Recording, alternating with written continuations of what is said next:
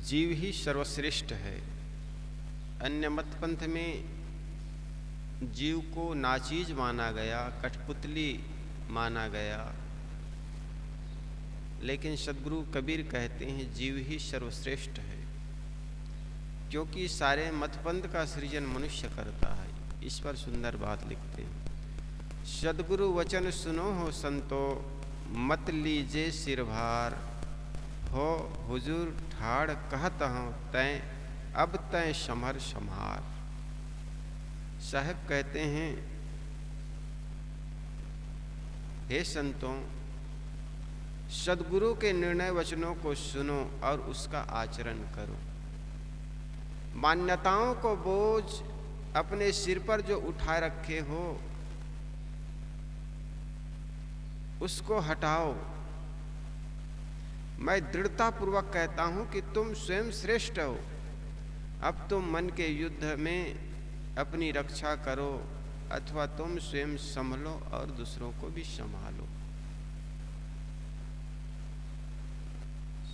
सद्गुरु कबीर जीव को श्रेष्ठ मानते हैं। अन्य जगह अन्य मत पंथ में तो कहा जाता है जीव नाचीज है, कठपुतली है, और सूत्रधार तो कहीं ऊपर बैठा हुआ है। जो जैसा कठपुतली को चाहता है वैसा वो नचा सकता है। मनुष्य से जो काम करवाना चाहता है वो करवा सकता है, और इसके लिए तरह तरह की साखियाँ बना करके रखी गई। गोस्वामी तुलसीदास जी महाराज ने कहा, बोले बिहुसी महेश, ज्ञानी मूढ़ न कोय, जही क्षण जैसे रघुपति करे तही क्षण तैक्षण होय। बोले बिहुसी महेश, महेश शंकर बोलते हैं, ज्ञानी मूढ़ ना कोई। ये दुनिया में कोई ज्ञानी नहीं है, न कोई मूर्ख है। जिस क्षण भगवान जिस व्यक्ति से जो करवाना चाहता है वैसा करा लेता है। अब बताओ, कोई आदमी चोरी करता है, डकैती करता है, कोई हत्या करता है, क्या उनसे भगवान कराता? ना काहो सुख दुख कर दाता, निजकृत कर्म भोग सुनि भराता। वे कहीं कहीं बड़े निर्णय पूर्णक बातें भी कहते हैं।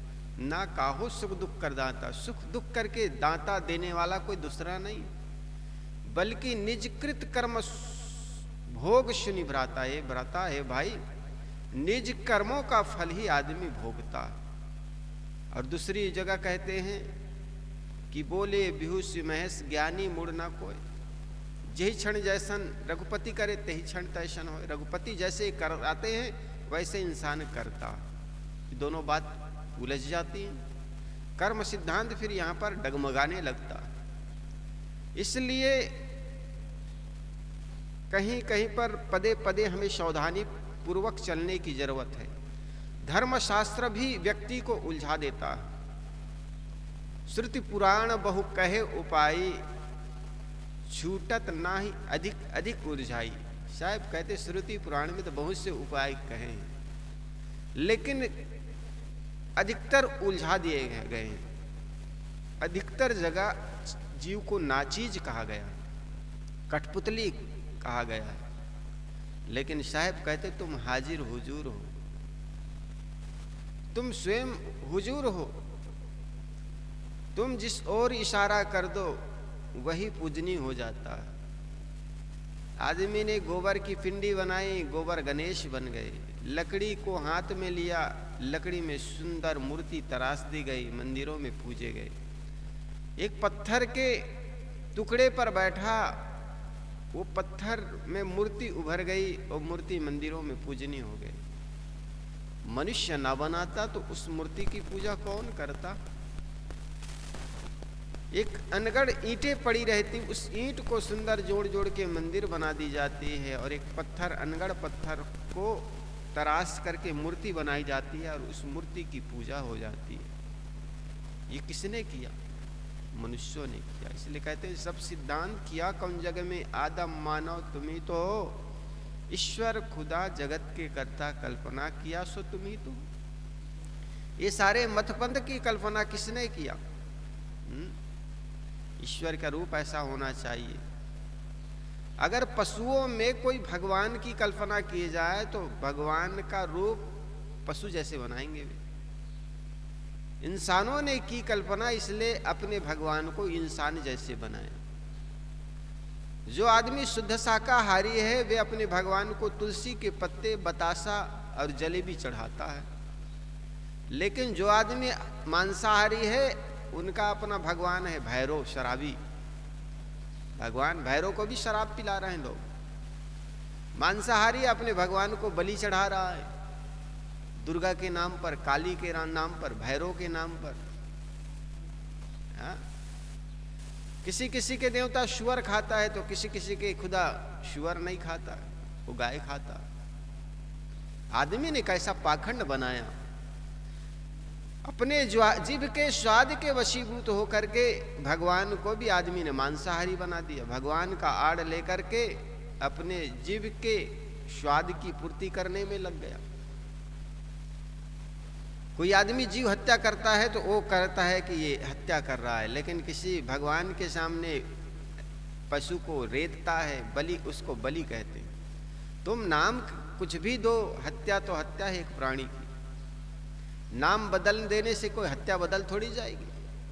हत्या का नाम तो ने बलि रख दी है ना। खसी, ये खसी साहब ने एक जगह कहा, तुम झटका मारो या तुम रेतो, फर्क क्या पड़ता है, एक जीव की हत्या है।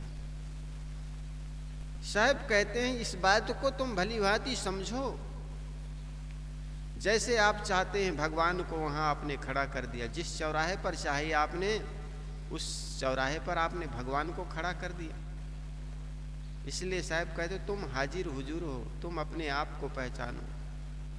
तुम अपने आप को न पहचानने के कारण तुम दर दर की ठोकरें खाते हो, कहीं नाक रगड़ते हो, कहीं धन चढ़ाते हो दान के नाम पर, कहीं बलि चढ़ाते हो, कहीं भोग लगाते हो। भोग लगाने वाला कौन है, बलि चढ़ाने वाला कौन है, उसको समझो। तुम कौन है जो मान्यता रखता है, मंदिर में जाता है, मान्यताओं की पूरी हो जाने पर भंडारा करता है, कोई बलि चढ़ाता है, कौन है? वो जीव ही है। भगवान ने कभी नहीं कहा मुझे भोग लगाओ, मुझे बलि चढ़ाओ। ये सब करने वाले तुम हो, अपनी कल्पना में कर लेते हो भगवान ने हमें ये चीज़ दी, हमें बलि चढ़ानी चाहिए, भोग लगाना चाहिए। लेकिन न तो वो बलि भगवान को मिलता है, न वो दान भगवान को मिलता है, बल्कि वहाँ के पुजारी को ही मिलता है। इसीलिए कहा अगर दर्शनार्थी मंदिर में जाता है तो पैसे की जगह फूल चढ़ाए, क्योंकि पैसे भगवान को नहीं मिलते। आपकी आस्था है, फूल पत्ती चढ़ाओ। तो साहब कहते तुम हाजिर हुजूर हो, ये बात को समझो। अरबी भाषा का ये शब्द है हुजूर शब्द, उपस्थित श्रीमान स्वामी और श्रेष्ठ। तो साहब कहते हैं दूसरी बात है मत लीजिए सिर भार, सिर का बोझ मत उठाओ, समझ के लाद लदनिया, नहीं तो टूट जाई है गर्दनिया। आदमी कितना बोझ लाद कर चलता है। बाहर की बोझ तो देखने में आता है, आदमी सिर पर लाद लेता है, कंधों पर लाद लेता है और चलता है, तो समझ में आ जाता है ये आदमी के पास बोझ बहुत ज़्यादा है। लेकिन अगर तीर्थ यात्रा करना हो, जितना बोझ हल्का हो ना उतना ही यात्रा का आनंद आता है। सिर के बोझ, कंधे के बोझ तो देखने में आता है, लेकिन एक बोझ और होता है आदमी, मन का बोझ। मन में इतने विचारों का बोझ लाद लेता है कि उसी बोझ में आदमी दबता चला जाता है। इसलिए साहब कहते समझ के लाद लदनिया, नहीं तो टूट जाई है गर्दनिया। ये अंदर के जो विचारों के जो बोझ है ये धीरे धीरे हटाओ, और जितने तुम बोझ विचारों के बोझ से हल्के होगे उतना ही जीवन हल्का होगा, उतना ही उलझने खत्म होगी, उतना ही आपके द्वंद्व खत्म होगा, उतना ही आंतरिक जो अशांति वो खत्म होगी। अन्यथा अशांत जीवन भर बने रहोगे। इसने जितना भी चाहिए, साहब ने कहा ये नहीं हूँ। जो भी आपके मन में विचार उठे, मैं पुत्र नहीं हूँ, परिवार पति नहीं हूँ, बेटा नहीं हूँ, किसी का पति नहीं हूँ, ये सारे विचारों को छोड़ते चले जाए। अंततः आप शुद्ध चेतन आत्मा जो इस देह में विराजमान हो। जितने भी मान्यता है बाहर के, ये सब केवल धारणा है, आपने मान लिया है। धीरे धीरे करके इसको छोड़ते जाइए। मैं मालिक नहीं हूं, मैं नौकर नहीं, मैं शुद्ध चेतन आत्मा।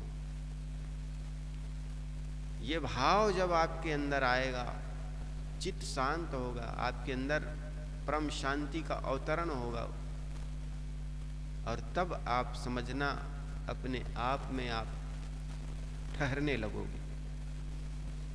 यही बात साहब कहते हैं, मत लीजिए सिर भार, सिर का बोझ मत उठाओ। अनेक मान्यताओं का बोझ लेकर जीव पिस रहा है।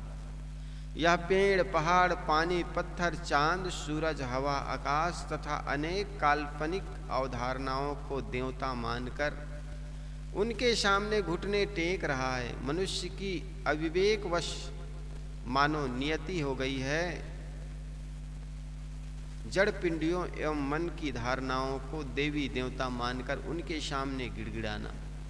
इतना ही क्या, मनुष्य ने भूत प्रेत, ग्रह लगन, दिशा शूल, मंत्र तंत्र, शकुन अपशकुन आदि अनेक भ्रांतियों को पाल रखा है। सद्गुरु कहते हैं कि हे मनुष्य, तुम इस मिथ्या धारणाओं का बोझ मत लादो। यदि पहले से लाद रखे हो तो उसे फेंक दो। तुम्हारी अपनी आत्मा के अलावा कोई ऐसी अदृश्य शक्ति नहीं जो तुम्हारे ऊपर कोप या कृपा कर सके। तुम्हारे दुष्कर्म ही तुम्हारे ऊपर कोप बन जाते हैं तथा तुम्हारे सत्कर्म ही तुम्हारे ऊपर कृपा बन जाते हैं। अतएव तुम अपने कर्मों को सुधार कर लो, बस हो गया भजन। आखिर भजन क्या है? बुरी आदत सुधार लो, बस हो गया भजन। रोज मुख से गाली शब्द निकालना बंद करो। गाली, महात्मा बुद्ध के वो 3 बंदर, एक मुख पर हाथ रखा हुआ है, दूसरा कानों पर हाथ रखा हुआ है, और तीसरा आंखों पर हाथ रखा हुआ है।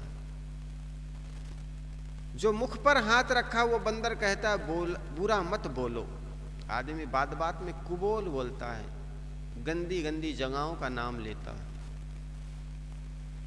बुरा मत कहो, बुरा मत सुनो। एक बंदर कानों पर हाथ रखा हुआ है, और तीसरा है बुरा मत देखो।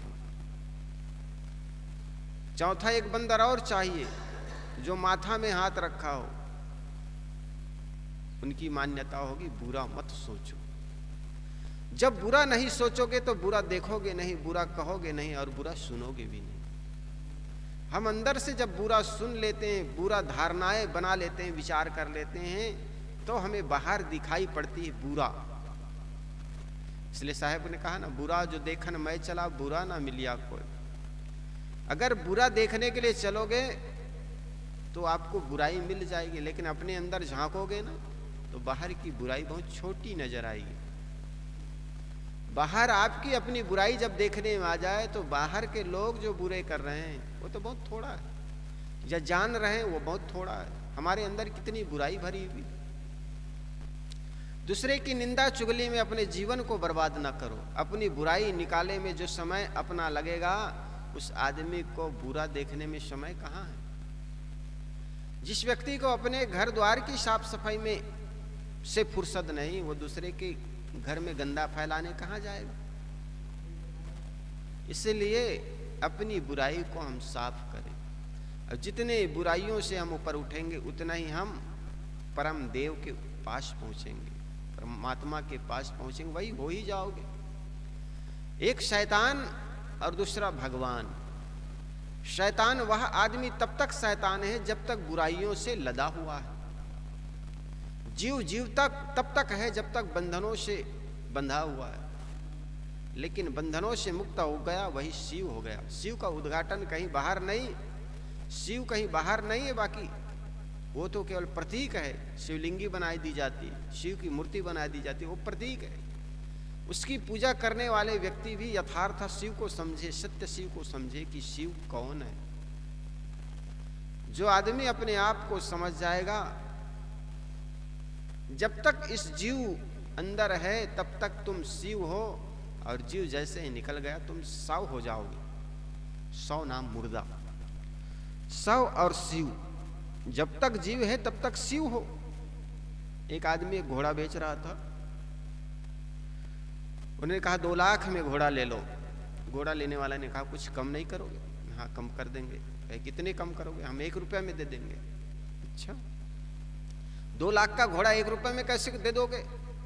कहे एक चीज नहीं है। क्या कौन सी चीज? जान। जान नहीं है।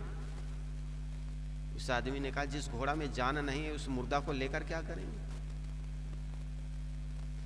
जिसमें शिव नहीं है उस शव को लेकर क्या करोगे? उसको हमको ही फेंकना पड़ेगा, दुर्गंधी आएगी। तो जब तक इस जीव में जान है, इस जीव में, इस देह में शिव है, तब तक इस जीव का, इस शरीर का, इस देह का शान है। अन्यथा बाकी सब शमशान है। अपने को पहचानोगे भाई, तुम पर जुल्म है न ईश्वर खुदाई। अपने को जानो, अपने को पहचानो। साहब कहते तुम हुजूर हो, शगुन अपशकुन आदि अनेक भ्रांतियों को पाल रखा है। सदगुरु कहते हैं कि हे मनुष्य, तुम इस मिथ्या मान्यताओं का बोझ मत लादो। यदि पहले से लाद रखे हो तो उसे फेंक दो। तुम्हारी अपनी आत्मा के अलावा कोई ऐसी अदृश्य शक्ति नहीं जो तुम्हारे ऊपर कोप या कृपा कर सके। तुम्हारे दुष्कर्म ही तुम्हारे ऊपर कोप बन जाते हैं तथा दूसरे सत्कर्म तुम्हारे ऊपर कृपा बन जाते हैं। अतएव तुम अपने कर्मों का सुधार कर लो, बस हो गया भजन। हो हुजूर ठाड़ कहत हो। यह तीसरी बात सर्वाधिक महत्वपूर्ण एवं आंदोलनकारी है। कबीर देव कहते हैं कि मैं खड़ा होकर कह रहा हूं कि तुम खुद हुजूर हो। खड़ा होकर कहने का तात्पर्य है दृढ़ता पूर्वक कहना। सदगुरु कहते हैं कि मैं दृढ़ता पूर्वक कहता हूं कि तुम स्वयं हुजूर हो, स्वामी हो, सम्राट हो, तुम स्वयं परमात्मा हो। हे मनुष्य, तुम किस परमात्मा को खोज रहे हो? तुम्हारे अलावा तुम्हारा कोई परमात्मा नहीं। तुम अपने अविनाशी आत्म तत्व को न समझकर ही दर दर भटक रहे हो। आश्चर्य है कि परमात्मा ही परमात्मा को खोज रहा है। लाली खोजन मैं चला, मैं भी हो गया लाल। साहब कहते हैं लाली खोजने अगर चलते हो तो तुम भी लाल हो जाओगे, वही हो ही जाओगे जिसकी तुम खोज में निकले हो। जिस प्रकार एक नमक का छोटा डल्ला टुकड़ा सागर में वो नमक का पता लगाने जाए तो घुल जाएगा, वही हो जाएगा जो सागर का स्वरूप है। इसी प्रकार तुम परमात्मा को खोजने निकलोगे, तुम परमात्मा में लीन हो जाओगे। अपने आप को जब लीन कर दोगे वही हो ही जाओगे, है ना। तो बाहर खोजना नहीं है बल्कि अपने आप को पहचानना है। साहब कहते हो हुजूर ठाड़ कहत हो। या तीसरी बात सर्वाधिक महत्वपूर्ण है, आंदोलनकारी है। कबीर देव कहते हैं कि मैं खड़ा होकर कह रहा हूं कि तुम खुद हुजूर हो। खड़ा होकर कहने का तात्पर्य है दृढ़ता पूर्वक कहता हूं। सदगुरु कहते हैं कि मैं दृढ़ता पूर्वक कहता हूं कि तुम स्वयं हुजूर हो, स्वामी हो, सम्राट हो, स्वयं परमात्मा हो। हे मनुष्य, तुम किस परमात्मा को खोज रहे हो? तुम्हारे अलावा तुम्हारा कोई परमात्मा नहीं है। तुम अपने अविनाशी आत्म तत्व को न समझकर ही दर दर भटक रहे हो। आश्चर्य है कि परमात्मा ही परमात्मा की खोज कर रहा है। परमात्मा ही परमात्मा की खोज कर रहा है। मनुष्य की मानसिकता है पूजने की। पूजना अच्छा है, मर्यादा में बड़े तथा पवित्र पुरुषों की पूजा करना, प्राणी मात्र का सत्कार रूपी पूजा करना उत्तम है। परंतु अपने आप में दीनता की मानसिकता बनाना बहुत गलत है। बेजान पिंडों तथा शून्य को पूजना और उसमें भोग तथा मोक्ष मांगना अपने आप का पतन करना है। जब स्वरूप का ज्ञान तथा कर्मफल भोग का बोध हो जाता है तब कहीं रोने गिड़गिड़ाने की आवश्यकता ही नहीं रह जाती। जो वास्तविकता है, सद्गुरु कहते हैं कि हे मनुष्य, तुम अपनी श्रेष्ठता की समझ, अपने स्वरूप को पहचान और अपनी महानता में प्रतिष्ठित हो। चौथी बात है, अब तय समर संहार। समर के अर्थ समर है और संभालना दोनों हो सकते हैं। दोनों अर्थों में मूल आशा में अंतर नहीं पड़ता। एक से अर्थ होता है तू मन में के युद्ध से अपने आप को संभाल, अपने आप की रक्षा कर, और दूसरे में अर्थ होगा कि तू अपने आप में संभल कर दूसरों को संभाल, अर्थात अपने स्वरूप को पहचान कर स्वयं की रक्षा करो और दूसरों को भी भव बंधनों से बचने में सहयोग करो। अपने स्वरूप की पहचान हो जाने के बाद साधक का मात्र एक काम रह जाता है, अपने आप को मन की धारणाओं से बचाना। इसके साथ दूसरे जिज्ञासु एवं मुमुक्षुओं को भी इस दिशा में प्रेरित करना। अपने आप को मन की धाराओं से अलग करना, यही तो साधना है। मन में जो विचार आए उन विचारों के पीछे भागना साधक का लक्षण नहीं है। कहीं देखने, कहीं सुनने, कहीं भोगने की इच्छाएं उठी और इच्छा की पूर्ति के लिए हम दौड़े चले गए। मन में जब विचार उठे तो उस मन को देखना, इस चीज को खाने से, इस चीज को देखने से, इस चीज को छूने से मुझे क्या लाभ होगा, मेरे शरीर में क्या आवश्यकता है। इसकी आवश्यकता नहीं है, निरर्थक है, तो उसका त्याग करना चाहिए। विचारों को केवल देखना चाहिए। जिस प्रकार नदी की तट पर बैठा हुआ व्यक्ति नदी की धारा को देखता है, नदी के साथ बहता नहीं, इसी प्रकार विचारों की तट पर बैठ करके ही विचारों को देखना। मन में इस क्षण क्या विचार उठ रहे हैं, देखो मन को। और मन को देखने वाला साधक होता है। मन के साथ बहने वाला आदमी साधक नहीं बल्कि संसारी होता है। इसलिए हमें संसारी नहीं बल्कि साधक बनना है। तो मन के विचारों को हर क्षण देखना।